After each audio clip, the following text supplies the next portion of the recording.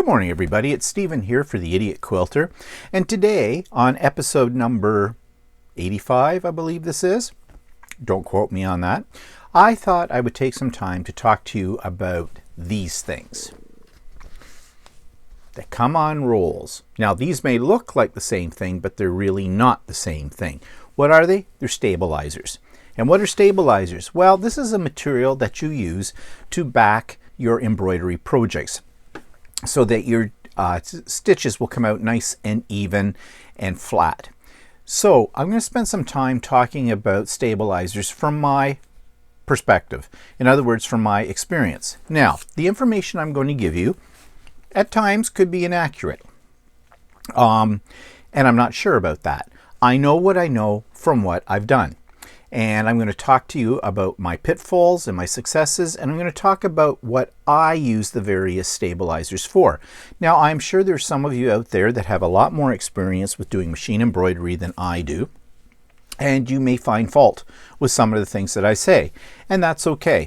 If you want to leave me a comment in the show notes below, correcting me on something in a nice way, of course, or giving me some more information that I don't know, I'd appreciate that. That's great. That's how you learn. So we're just going to share. But the things I'm going to talk about today are things from my personal experiences with working with the stabilizers. So the first thing I want to talk about is, why do you use stabilizer? You hear this word all the time. You hear this word in embroidery. You hear this word in sewing. Oftentimes you will use stabilizer if you're using some decorative stitches on your sewing machine. So what does stabilizer do? Well, just as the word says, it stabilizes your fabric.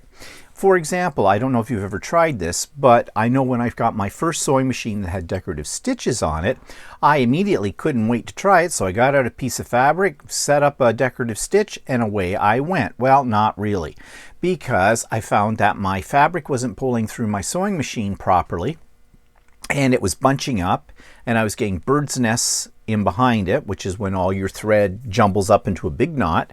And in some cases, my fabric was actually being sucked down into my machine through, the needle hole, the feed dogs, the whole bit. For the life of me, excuse me, a little gas. For the life of me, I didn't know what was happening. Well, it helps if you read instructions, which I have a problem with that. Usually only go to instruction manuals on a need-to-know basis. Well, I needed to know. And what I found was that because decorative stitches tend to go back and forth a lot and even do some reversing, and that it's a very heavy stitch because there are basically layers of stitches, your fabric isn't strong enough to hold those stitches. So you need to have some kind of backing behind your fabric in order for your stitches to be laid down correctly. Once I figured that out, no problem. But then I discovered that there's a whole world of stabilizers, all kinds of different types of stabilizers, and then figuring out when do I use what stabilizer for which project. Now, with machine embroidery, the same thing as with decorative stitches, because essentially what you're dealing with are a series of decorative stitches that create your pattern. So you definitely have to have stabilizer. I tried it once without stabilizer. Don't do it. Mistake. Big mistake. Even worse than trying to do a decorative stitch on a regular sewing machine without stabilizer. Don't do this with your embroidery machine. Okay? So, what are the different types of stabilizers and when do I use them? And that's what I'm going to talk about today. So, let's start. First of all, let's talk about the different forms of machine embroidery. When people hear about embroidery, they often think of hand embroidery. You got a hoop, you've got fabric, you've got floss, a needle, and you hand embroider. Well, machine embroidery is a little different. There is regular embroidery. What regular embroidery is essentially the machine doing what you would do by hand. It's laying down a pattern in different colors, in different styles of stitches onto your fabric. That's one kind of embroidery. And that's what a lot of people assume an embroidery machine, that's all it can do. Well, no, an embroidery machine can do so much more. You can do something called freestanding lace. What is freestanding lace? Well, freestanding lace is a form of embroidery that basically is not on fabric. It is lace. It interweaves the stitches in such a way that it holds the whole design together and gives it some body. But you need a stabilizer with that as well, especially since you are not sewing onto actual fabric. So we'll talk about the stabilizer for that in a moment. Then there's something called free or three-dimensional or applique standalone designs. This is an applique standalone design. It's a combination of freestanding lace, which I just explained, and actual fabric. Now, if you look at this closely, these pieces in here, the goldy pieces, are actually fabric that the machine has sewn over top of. But if you were to look at spaces like down in here, this gray area, there isn't any fabric behind that. That is freestanding lace. So this calls for definitely a different type of stabilizer. And these kind of things are done in pieces and then you put them together later. And that's something for another video. In fact, I've touched upon this on previous videos. So you have regular embroidery, the kind that you think of first of all when you think of the word embroidery. You have freestanding lace, and then you have applique, which is a combination of using stitches from the embroidery machine with your fabric, which you cut away from the design. So each one of those needs a different type of stabilizer. So let's talk about, in general, the types of stabilizer. Now, this is not all of them, but these are the 4 most common ones I use. Actually, 3 most common and one that I use infrequently. The one I probably use the most, well, it's tied with another one, is this. This is called tearaway. And it is what it says. It tears. And I'll show you. Here's a little scrap piece of this. Came from this roll. And after you have stitched your design on top of this, you can simply tear it away. And it tears away even easier than what I just did once there's stitching on it, because the stitching perforates this little series of holes, so it comes off very neatly. And that's great for the kind of things you might be doing that one, you know, like you can't get wet, all right? Or you're not going to be washing it or that kind of thing. You're not washing it out. I'll talk about that in a minute. I know that sounds confusing. I use this a lot. Some people actually use copy paper. Don't use copy paper, okay? Just don't. Don't. This is made, this is worth what it costs. We'll talk about costs in a bit. Don't cheap out, okay? If you cheap out on your embroidery stabilizer, your pattern, your design is not going to be as good as it can be. And you're going to spend a lot of time and money on thread for this kind of thing. So, you know, spend the little extra to get the right stabilizer. Ask me how I know. Been there, tried that, didn't work, okay? So this is tearaway. This is very common. I use it in a lot of things. For example, this is applique, okay? The stitching, basically what happens is the machine draws me out a line, a placement line they call it. I lay down a scrap of fabric, like for one of these little pieces here, on top of that line. Then it does another stitch all the way around the fabric in the same shape. That's called a tack down. I take it off the machine. I don't take it out of the hoop. I just take the hoop right off the machine. I use my applique scissors to cut close to the stitching to get rid of the excess fabric, put it back in the machine, and then it does all this embroidery detail on top of that. But I need stabilizer. So you probably can't see it very well, but I use tearaway. Now the tearaway filled this whole piece, but when it was done, I just tore it away, and it came away very easily. Like I said, these become perforations. And there is some of it left in this design. And It's the white part right in here. Now I could take the time and pull each of those little pieces out, and it would take me forever, but this is a table runner. Once the other pieces get attached to it, it will have batting inside of it. It will have a backing fabric. There's no need to remove the rest of that out.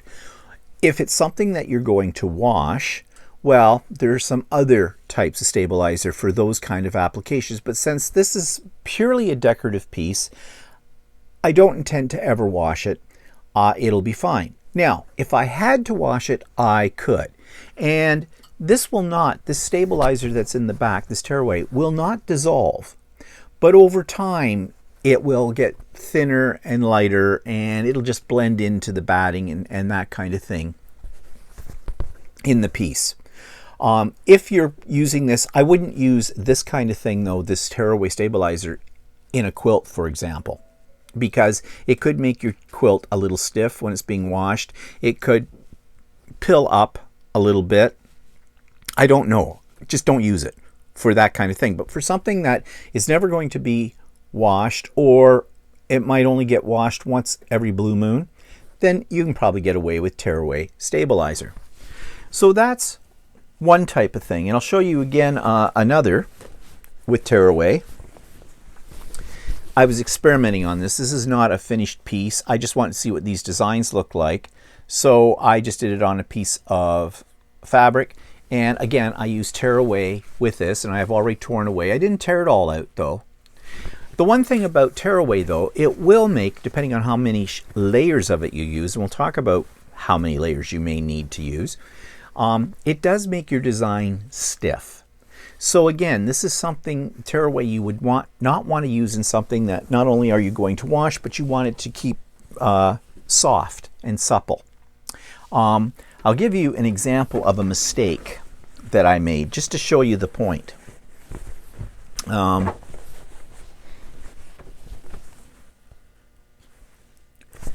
Just find the right one. I think this is the one. Yeah, this one. This one I used, this is supposed to be a napkin. It's not going to be a napkin, and I'll tell you why. I decided that this is a very intricate design. There's 15 color changes. There's a lot of stitches in this. The more stitches, the more stabilizer you want to use. Again, I'm going to come back to that. I used about 4 layers of stabilizer in this, and I have this lump. Hard to tell, but this is pretty thick. If this was going to be a napkin, well, look at the stiffness of that. Okay? Not very soft. And as I said, this is something that's going to get washed. All right, because it is a napkin. So using tearaway stabilizer in this and using the number of layers that I used in this, mistake. Don't do that. And I'll tell you what to use in that in a moment. So that's what tearaway stabilizer is. Just as it says, you can tear it away. Now, if you are doing something like a napkin, or you're doing something like an in the hoop applique like this with fabric in it, you're going to want to get rid of your stabilizer after you're done. So there's a product called wash away or water soluble stabilizer, and that's what this is. Now this looks very much like tearaway, but if you could actually feel it, it feels very different. It feels more like a very light fabric. And this is essentially a glue in sheet form. So when you're done your embroidery pattern, you can take some water. You can either wash the final product, or you can just dip this in water if it's a small piece. And I do this an awful lot with freestanding lace, because this is one of the things that you use for freestanding lace. You just dunk it into a sink full of water for about 30 seconds and this all dissolves. Now I'll show you what I mean. I have a little cup of water right here, and I cut off a tiny piece of this water-soluble stabilizer. Now, it's fairly strong. Can you rip it? You can. You can rip it, but not like you could rip the tearaway. It almost looks like fabric because there's a weave to it. But when I put it in water, now this is the tricky part, I'm just going to dunk it in here. I've only got it in halfway. I'm just giving it a few seconds. It's still there. If I left it in longer, it would dissolve completely, but watch. Okay, watch again. Let me soak this for a bit. It does take about 30 seconds. Be patient. Got to be patient.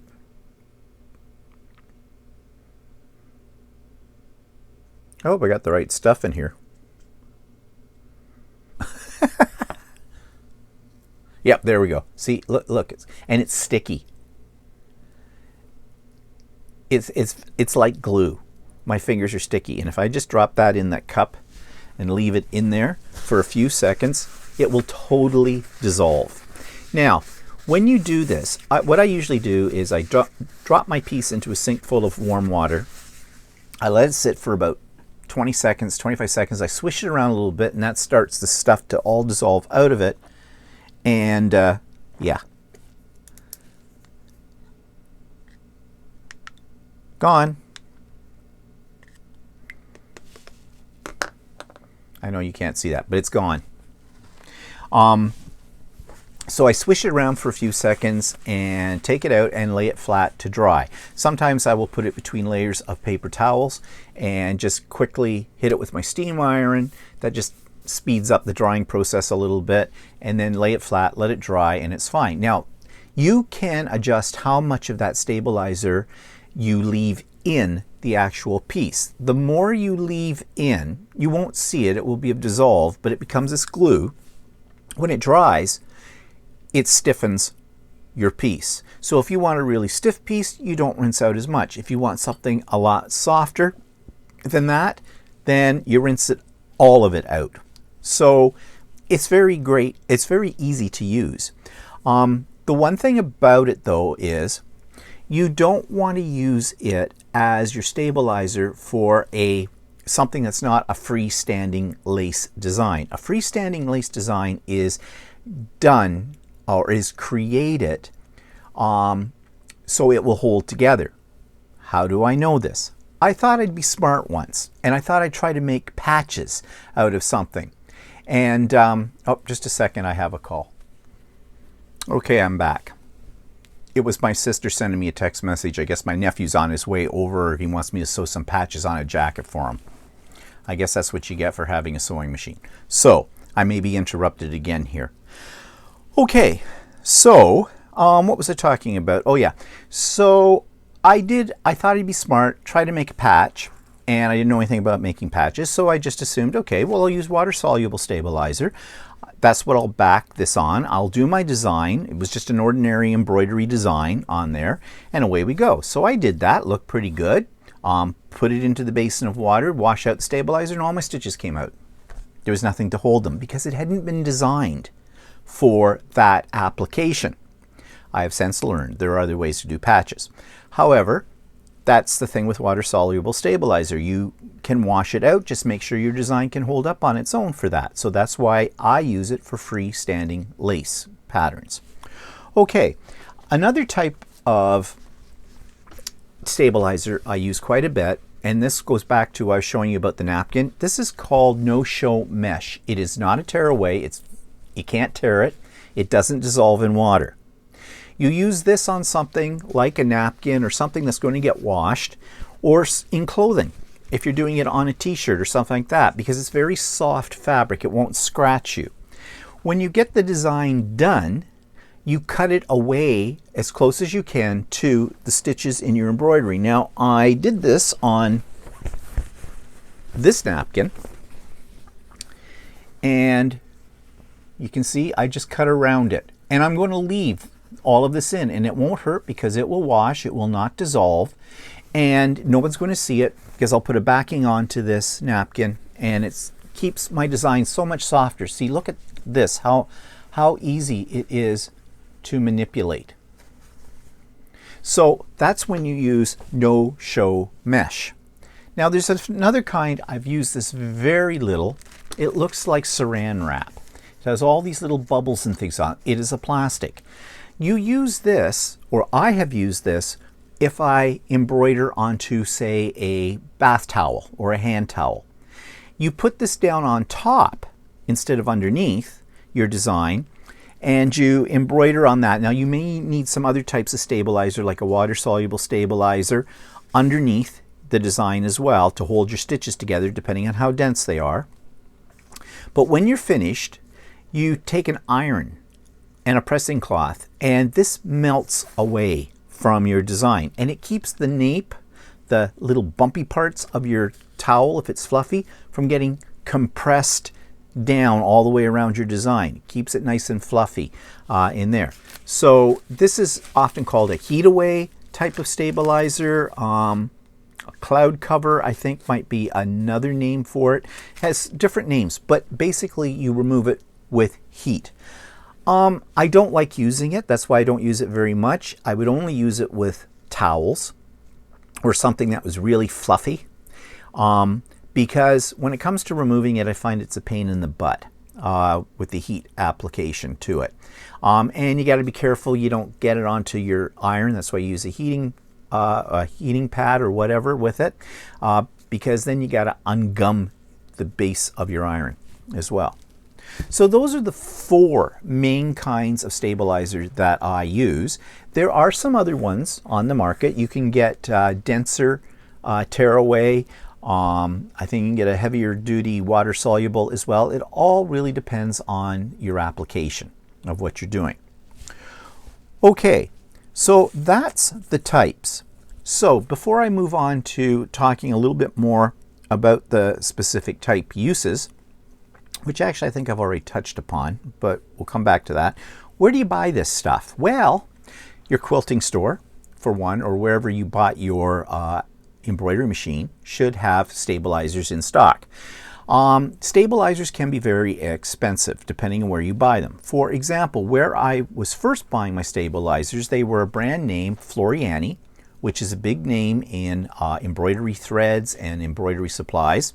They make very good, high quality stabilizing products, but the price is astronomical.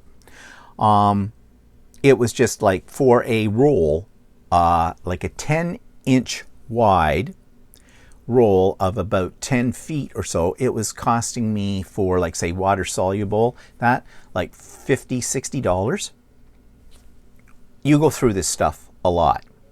I did find a place though, and I've reviewed them on here before, called Monfil. It's Monfil, MONFIL.ca, and they have all these stabilizers at very good prices in much larger quantities in a variety of widths. Why would you want a variety of widths? Well, it depends on the size of the hoops you're using. I have hoops that are this big. I have hoops this big. So I like the wider stabilizer when I'm using my wider hoops. Just a little bit more economical and easier to use. You don't have to lay down like a couple of layers and get seams and things like that with it. Their prices are very good, about a third of what I was paying for Floriani, and I have never had any problems with their stabilizer, so I highly recommend them. Check them out online, and they ship, and their shipping costs are very reasonable, and if you buy over $100 worth of stuff, which it doesn't take much to do, you get free shipping. And they will ship to the United States as well. They're a Canadian company out of Quebec, but they will ship wherever.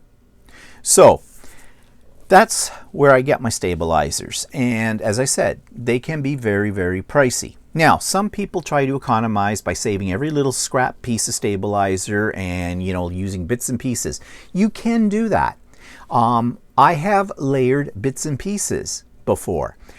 I don't recommend it unless you're going to use a layer of, say, a solid sheet of stabilizer and sandwich between two solid sheets of stabilizer, all the little bits and pieces. You can get away with that. But is it worth it? Not always. Sometimes you get away with it.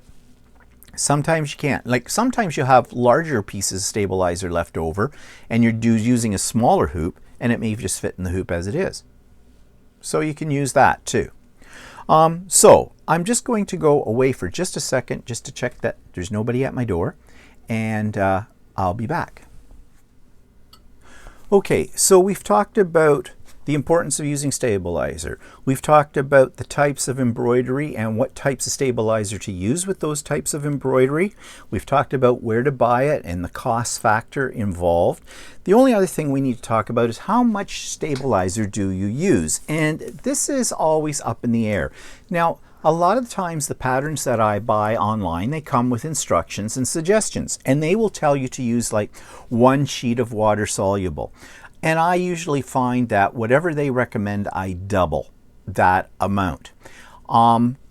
You're sewing on an embroidery machine at a very fast speed. It does not take much for your stitches to go awry with that. And I usually find that if I'm having a problem with the tension of my stitches, it is because I haven't used enough stabilizer.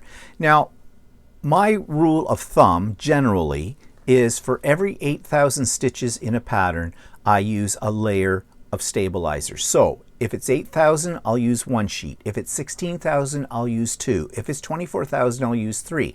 I won't go above, usually I don't go above 3 layers of stabilizer depending on the pattern. Sometimes I've gone to 4. If it's a really, really intricate pattern with something like 110,000 stitches in it. And the reason you want to use layers is because it pulls. As your stitches are going through your fabric or through your stabilizer or both, it starts to pull in, and this is when you'll get puckering. And I'm sure you may have seen people that have machine embroidered pieces, and there's like little puckers all the way around the outside of the embroidered piece. That's because they probably didn't use enough stabilizer. At least that's what I have found. So when you first start, I usually will start with double the amount that the pattern will call, do a few stitches, and watch to see if it's going to pucker. And if it's starting to pucker, I'll stop the machine, I will cut the thread, and I will float another layer of stabilizer underneath my hoop. And that's what floating is. You don't always put all of your stabilizer into your hoop. You may put 1 or 2 layers in it because your hoop probably isn't strong enough to hold much more than that. It'll start to pop on you. As the stitches are going in, it's putting tension on your hoop, on the fabric that's in your hoop, on the stabilizers in your hoop, and it can actually pop your design out of the hoop. And if that happens, God help you, you're never going to get it lined up again right. You've just blown that piece. And I hate that when that happens, when you're about 100 stitches away from the end, and I have had that happen. And well, the language that comes out of my mouth is like sailor quality at that point. So to avoid those kind of problems, make sure you use enough layers of stabilizer so it doesn't pucker, and float some underneath. You just lay it on the table of your sewing machine and your hoop's down on top of it, and as more stitches go through, it starts to join it together, so no problem with it. Now, the other thing about layering your stabilizers is it's really hit and miss with that. As I said, if you find that your stitches, the tension is off, add a layer of stabilizer. If you have too much stabilizer, that can cause a problem as well. As I showed you, it'll make your design really, really stiff when you may not want it that stiff. And in some cases, it's just a waste of stabilizer. So finding the happy medium is trial and error. Okay, what haven't I told you about stabilizers? Well, I think I've told you everything I know. So you now know what I know about the use of stabilizers. But just to recap about stabilizers, don't cheap out. And what I mean by that is don't be trying to substitute something you may have laying around the house. It may work, it probably won't, and it's probably not going to give you the final look you're looking for. You need to experiment when you first get your embroidery machine and you first start doing this. Start with small pieces before you move into something, like this, which I'm going to talk about this in a later video. So it just takes practice, like everything. So I hope you found the information I've given you useful.